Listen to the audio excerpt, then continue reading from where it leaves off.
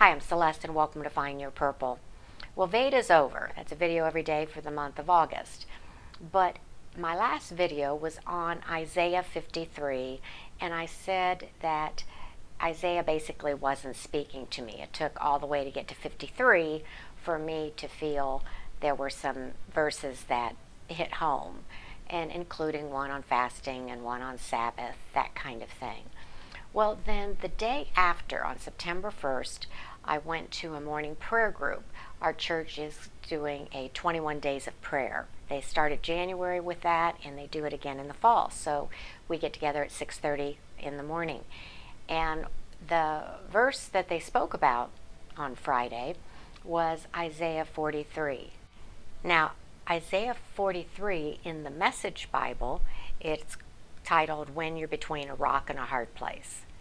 And when they spoke of it, it really registered with me. And yet I had read that section of the Bible within the last week or two, and I didn't highlight it. Now, I was in a different version of the Bible, but still, the verse reads like this.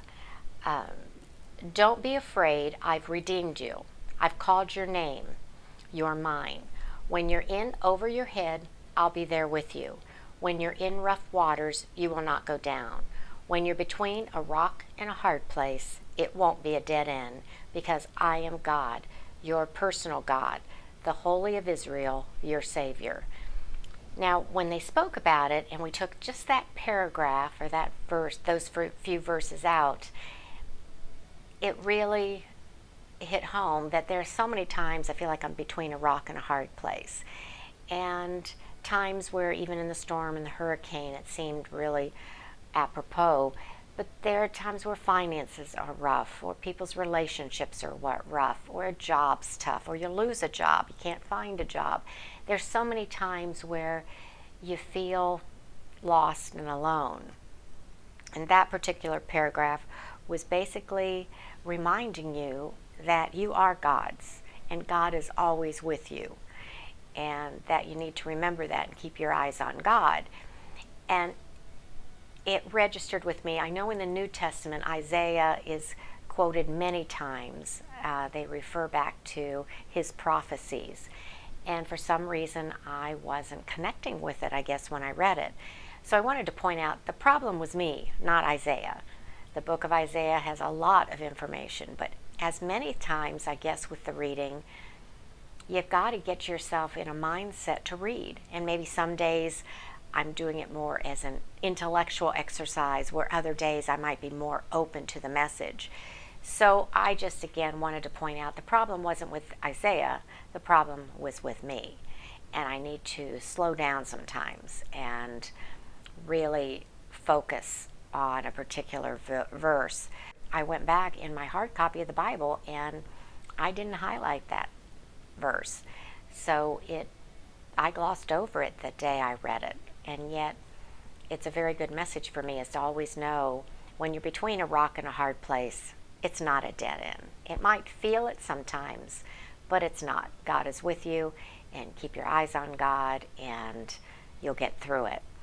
So I just felt I didn't want to leave Veda hanging with basically the feeling that Isaiah wasn't a book that spoke and was relevant in current times, because obviously it is. So that's it for today. Oh, a reminder, again, the YouVersion free app. If you don't have a Bible and you're thinking about reading it, it's a free app on Apple anyway. And when you find the verse, like this one in Message Bible, you can push a button and look at it in the various Bibles, whether it's the NIV or the King James or the New King James or the AMP version, so that you sometimes like the version in another Bible better than the one you're reading. Not all of them have audio versions with it, but several of them do, and they have a different voice for each one.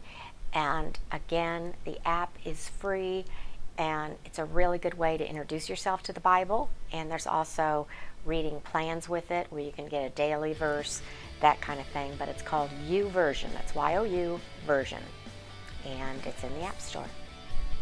So that's is it for today. As always, grab your cup of tea, sit back, and let's start sharing. Until next time, bye-bye.